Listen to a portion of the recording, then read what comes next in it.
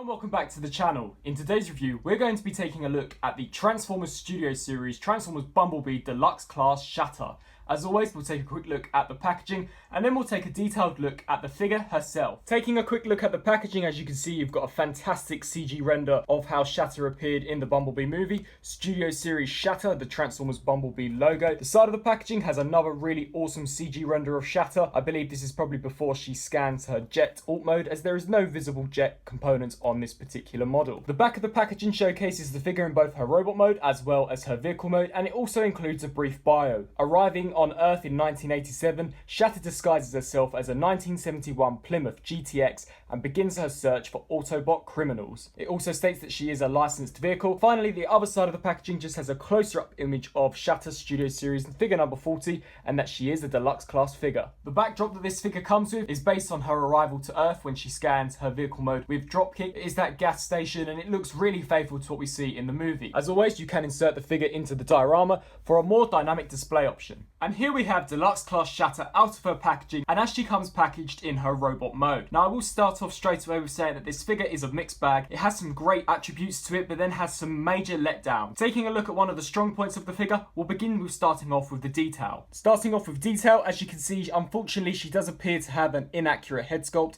and that being the battle mask concept art, which we have seen various images of. It is such a shame, as Shatter has a very iconic looking kind of skeleton face in the movie, so it would have been awesome for this figure to have replicated that and to have had an accurate head sculpt. I know these figures are created well in advance of the movie. This figure has come out in March, which is 3 months after the movie debut, so they really should have postponed this figure and given us a more accurate looking head sculpt. Luckily, the head sculpt is on a ball joint, so hopefully we get a jet version of this figure which will have the accurate head and we'll be able to swap the heads. Nevertheless, it is a fairly nice looking sculpt. As you can see, we do have the visor section. However, it hasn't been painted, so it does just look like a detailed line going through the middle of her face. She's got this mask on, which looks as if though it's some kind of breathing apparatus, and it does look really detailed. I particularly like this chest piece. I think it's fantastic how they've used this faux grille section to make it look as if though her chest is transformed, when in reality her chest is literally just the front of the grille, with this piece over the top to make it look more transformed. It's got a really nice gunmetal paint applied to it, which looks really movie accurate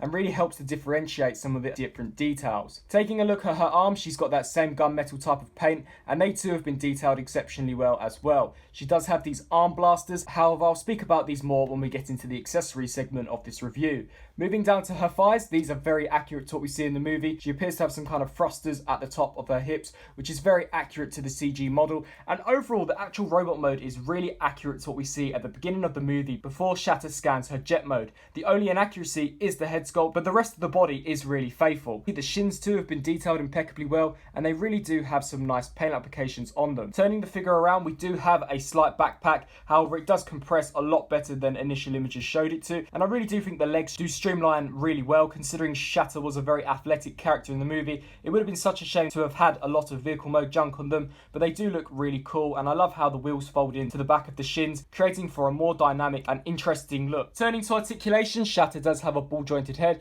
so it is able to look up all the way that far, which is fantastic, and down all the way. It can also tilt side to side as well as rotate left and right. The arms are on ball joints, so they can do the full 360-degree spin, as well as move out to the sides. This section here is able to be moved for a wider range of motion and can just be placed down just like so. She does have a swivel just above the elbow, which allows for a 360-degree range of motion, as well as a slight ratcheted elbow which clicks in various places, allowing her to get roughly a 90-degree bend of articulation. Unfortunately, due to the transformation and this faux section here, she doesn't have a waist swivel, and that would have been fantastic, as I stated, Shatter was a very dynamic and agile character in the movie. Turning to one of the major drawbacks of this figure is the leg articulation. Now, it's not as bad as I initially thought it to have been. She does have this massive car panel hanging out on the back of her thigh, so articulation was always going to be hindered, but you do get a good range of motion kicking outwards. Unfortunately, you do not get as much articulation kicking backwards, as the backpack will tend to detach and you will just compromise the structural integrity of the figure, but nevertheless you do get a reasonable amount of articulation out of the ball joint joint in the leg. However, one of my major problems is that you really can't get the figure to do the splits at all, disabling this figure from doing any really dynamic poses. It would have been great if you could have perhaps had this figure at a wider stance, as it stands you can really only have this figure standing straight up. Turning to the knee articulation, she does have a great knee joint. She's able to bend it at 90 degrees, which is fantastic, and due to transformation the feet are able to hinge forwards and backwards. However, there is no ankle pivot, so as I stated, you will not be able to get this figure slanted out to the sides. Turning to accessories, Shatter does come with two. Of course, these are her blasters that we see her use throughout the Bumblebee movie. As you can see, they have been molded in a black plastic, which does allow for some of the details to get lost, but I imagine if you applied a silver dry brushing over the top, you would really help to accentuate some of these smaller details. As you can see, they have been detailed impeccably well and do have a lot of sculpted in detailing, making them look very interesting for arm blasters. In order to incorporate them onto the figure herself, as you can see, she does have very big ports on her forearms, which these plugs literally just plug into just like so, and you can have Shatter sporting her forearm blasters. I think they look very cool, and due to the fantastic range of motion that you get out of the articulation of the ball joints of the arms, you are able to pose her in a variety of different ways, at least on the upper body. For a quick size comparison, here is Studio Series Shatter next to the Bumblebee movie Bumblebee and the Deluxe class Dropkick. Personally, I think she scales great with these two figures. She was definitely more or less the same height as Dropkick, if not a tiny bit taller, and I really do like the scale between Bumblebee and Shatter. It is very accurate to that end battle scene that we see when Shatter and Bumblebee face off, and I really do like the way that this display is going. My only wish now is that we get a Voyager class Blitzwing to really complete our villains from the Bumblebee movie. Now, turning to the transformation of the figure, due to its smaller size, it can be quite fiddly considering that the actual transformation itself is fairly complex. In order to begin, we are going to want to just unplug these forearm blasters and set those off to the sides. We're then going to want to take these sections here and just lift them up just like so. What you're then going to want to do is take this faux grill section and just pull it down by moving the legs out to the sides. What you'll then want to do is come to this section here and just untab this and pull it all the way down. What you'll now want to do is take this section here and just pull this backwards all the way just like so, trying to allow clearance to pull that back. And now with this pushback, we can take this head section and just lift that back, rotate this section all the way around so that we now expose the engine piece. We can then leave that situated in an upright position, and then what we'll do is turn our attention to the undersides. And as you can see here, there are two hinges on either side.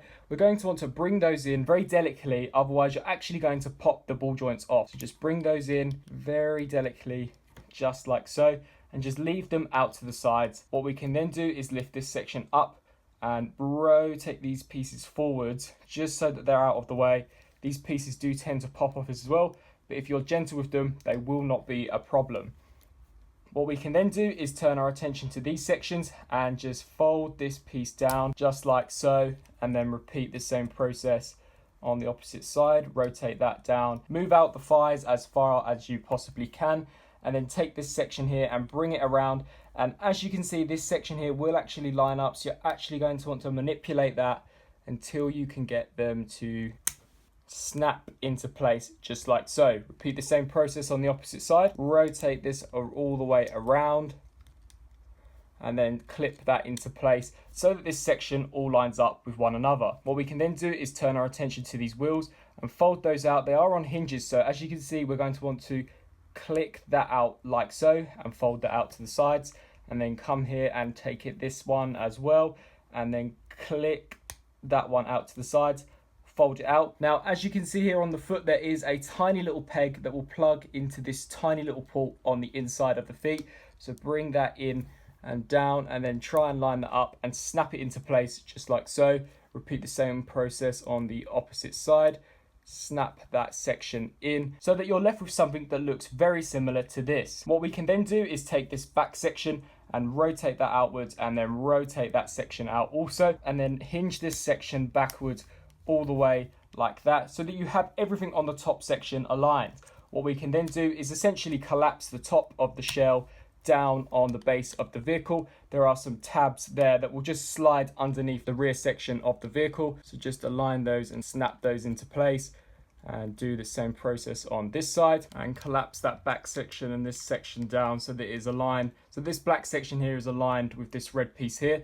Now, it does look fairly unsightly, but we are going to tidy that up. So what you're going to want to do here is take these pieces and these red sections are on their own separate hinge from the wheel, and they will slide all the way back just like that. Now these will actually fill in this whole section here, so you're going to want to try and very carefully align those, snap that into place as well, just like so, and turn your attention to this one, fold this one out also, and rotate that backwards, and then align that up and snap that into place as well. Now what we can do is there are actually two big tabs on either side of this section with two holes on the insides of these pieces. We're actually going to collapse them in on both sides so that we have now fully aligned the front grille. If these sections have popped off, then just simply come back to them and realign them and make sure that everything on this vehicle is snapped into place on both sides, because now we're going to work on the final step of the vehicle, which is to rotate the arms in just like so that the inner section of the arm is now facing the outer side. What we can then do is take the cannons and flip them around, and as you can see there is a big plug there, but the port on the cannon will just snap into extremely easily. So just snap that in and then repeat the same process on this side, snap that in as well. Make sure they are straightened out so that you can collapse them down. And there you have the Transformers Studio Series Deluxe Class Shatter in her Plymouth Alt mode. Now, despite the robot mode being inaccurate in some aspects, her vehicle mode is definitely a dead ringer and spot on to one of the vehicle modes that we see Shatter obtain in the Bumblebee movie. This is a fantastic alt mode, and it's one of my favourite alt modes from the Studio Series toy line.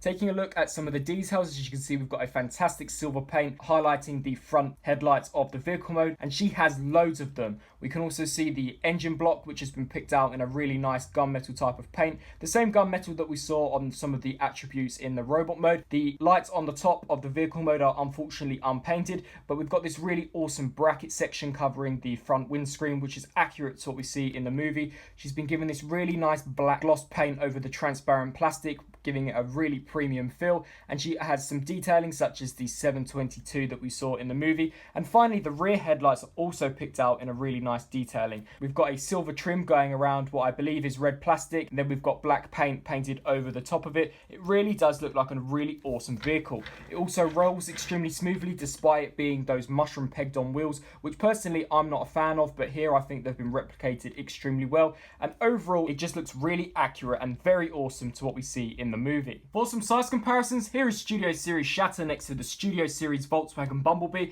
as well as Dropkick in his helicopter alt mode. Setting Dropkick off to the side, as you can see, I think she scales fantastically with the Volkswagen Bumblebee. She's definitely a lot larger of a vehicle than the VW Bug, as would actually be accurate to the movie. So personally, I think that these two scale really well with each other. When turning to the scale of her land-based vehicle mode compared to Dropkick's air-based vehicle mode, they are definitely not in scale whatsoever, as this definitely should be a lot bigger than what it actually is. However, due to mass shifting in the movie, this is probably more or less accurate to the movie, but in terms of a real-life representation of a chopper and a land-based alt mode, this is definitely way out of scale. Nevertheless, they do look fairly nice with each other, and my only hope now is that we get her jet mode Shatter to go along with the helicopter Dropkick, as we do have a land-based vehicle mode for Dropkick coming out very soon. So there you have it. That is my review on the Transformers Deluxe Class Studio Series Shatter. As with all these reviews, if you are collecting the Studio Series line, then you're definitely going to want to pick up Shatter. She had a very integral role to the movie and was actually the main villain of the Bumblebee solo movie. Despite some inaccuracies in the robot mode, the actual robot mode from the torso down to the legs is really accurate. The only real major inaccuracy is of course her head sculpt, and I have heard rumours that there were some very small scenes specifically on Cybertron where she does have the battle mask. However, they are blink and you'll miss it scenes, so they really shouldn't have been the look that they gave the Deluxe Class Shatter figure. In terms of transformation, it is rather involved, so a more sturdy build for the figure definitely would have allowed the transformation to become a lot more fun. As it stands, it is fairly finicky and you do have to watch a lot of pieces, specifically these sections here that form the front of the vehicle mode, as well as the arms. They are on ball joints which do pop off extremely easily. Luckily, I haven't had too many problems with it getting it to vehicle mode and then back into robot mode. I've only had a few of the pieces pop off every now and again, but it is definitely an issue.